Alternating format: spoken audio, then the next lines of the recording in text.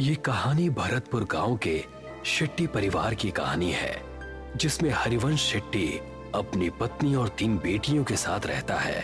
हरिवंश पेशे से इंजीनियर है और अपनी तीनों बेटियों को बहुत पढ़ा लिखा कर अपने पैरों पर खड़ा करना चाहता है।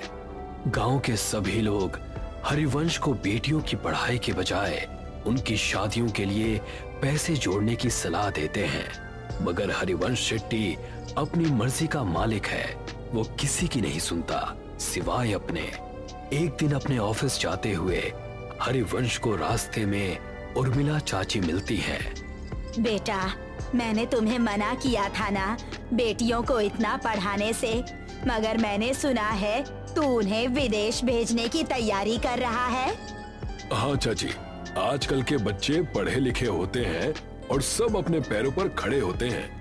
मैं भी अपनी बेटियों को बहुत पढ़ाना लिखाना चाहता हूँ। एक बार अपने पैरों पर खड़ी हो जाए, उसके बाद शादी की सोचेंगे।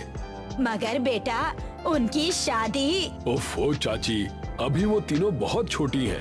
तुम उनकी चिंता मत करो, मैं हूँ ना, मैं सब संभाल लूंगा। इतना कहकर हरिवंश अपने ऑफिस के लिए निकल जाता है।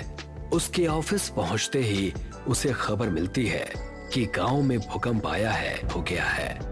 हरिवंश वापस घर पहुंचता है और देखता है कि उसका पूरा गांव बर्बाद हो गया है। अरे ये सब क्या हो गया? मैं तो लुट गया, बर्बाद हो गया। अब कैसे सब हो पाएगा? मेरी बेटियां कैसे विदेश जाएंगी और आगे की पढ़ाई करेंगी? अजी, नुकसान तो पूरे गांव का हुआ है, मगर भगवान की कृपा है कि हम में से किसी को कुछ नहीं हुआ। सभी लोग जल्दी से जल्दी गांव को खाली कर दो। सरकार ने कहा है यहाँ अभी और बड़े भूकंप आने वाले हैं। देखते ही देखते पूरा गांव नदी पार करने के लिए इकट्ठा हो जाता है। सभी नदी के किनारे खड़े जिट्टी का इंतजार करते हैं। वहीं हरिवंश शेट्टी का परिवार भी अपने नंबर का इंतजार करता है। हरिवंश किसी सोच में डूबा है, तभी उसके कंधे पर कोई हाथ रखता है। हरिवंश पलट कर देखता है तो वो डर जाता है।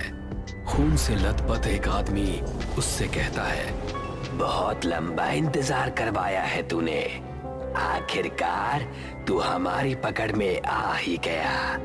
हरिवंश उस आदमी को देखकर डर जाता है। वो आसपास देखता है, सभी लोग नॉर्मल हैं। ऐसा लगता है जैसे हरिवंश के अलावा किसी और को वो आदमी नजर ही नहीं आ रहा। कौन हो तुम और मेरा इंतजार क्यों कर रहे थे? आत्मा कुछ कहती कि तभी हरिवंश की सबसे छोटी बेटी उससे कहती है, पापा, हम कब से यहाँ इंतजार कर रहे हैं। सबका नंबर आ रहा है, मगर हमारा बोट में नंबर ही नहीं आ रहा। अब तो मुझे बहुत जोर से भूख भी लग रही है। क्या दिन देखने पड़ रहे हैं ना इंजीनियर। जब अपनों के साथ कुछ बुरा होता है ना, तो हमें कहीं चैन नहीं मिलता। सही कहा ना मैंने? मगर तुम हो कौन और मुझसे क्या चाहते हो? तभी हरिवंश की नजर नदी के बीचों बीच चल रही नाव पर पड़ती है, जहां से बहुत चीखों की आवाजें आ रही हैं। नाव नदी के बीच